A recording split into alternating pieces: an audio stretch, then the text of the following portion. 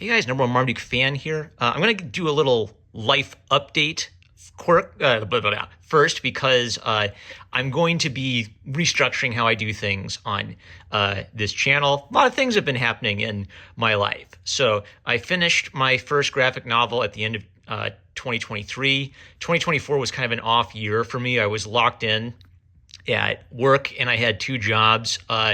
At the beginning of this year, 2025, I finally had enough and I quit one of my two jobs, the lesser paying one. This is kind of like a neat time for me. Like I worked really hard. It took a lot out of me. I didn't get to create as much as I wanted to do, and I felt that toll.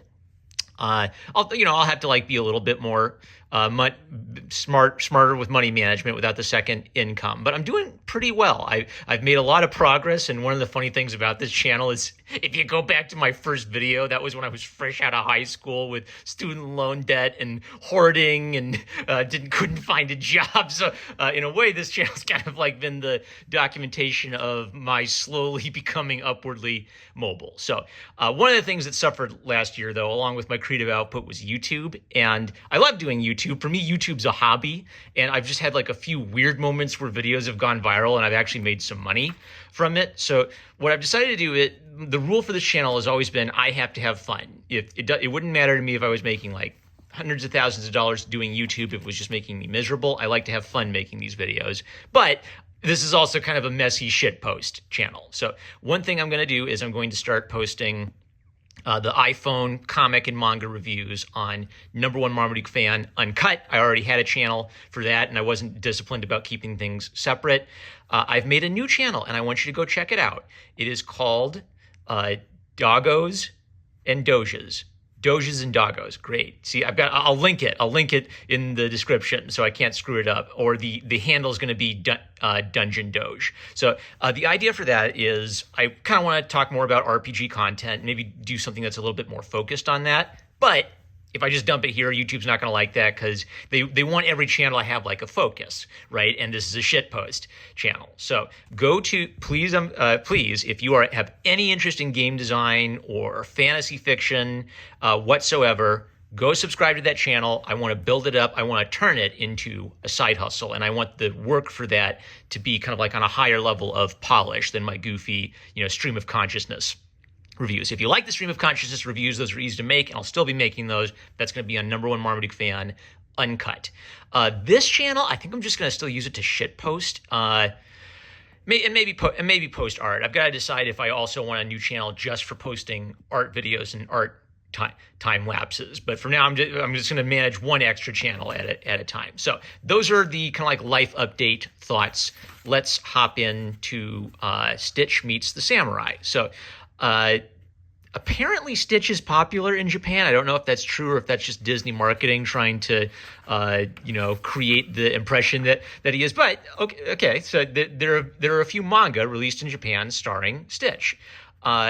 The premise is a sort of a what if he went through a time warp, and instead of ending up in 20th century Hawaii and meeting Lilo, he ends up in feudal Japan and he meets a brutal feudal warlord who is immediately charmed by how cute Stitch is. So the obvious comedy is the contrast between the feudal warlord being tactical and Machiavellian and wanting to rule Japan, and then Stitch being just this adorable little troublemaking gremlin. I like the detail. They think he's a tanuki at first rather than a dog. Everybody misidentifies Stitch when they meet him. And like Lilo and Stitch, it follows the general kind of archetypal plot beats of that story. The introduction of this goofy little dog is what makes a change in the protagonist's life. Now, I miss Lilo. A big part of Lilo and Stitch is Lilo, and Stitch is the weird thing that enters into her life that kind of upends her life and gets the plot moving, and you kind of learn a lot about Lilo through the course of that story.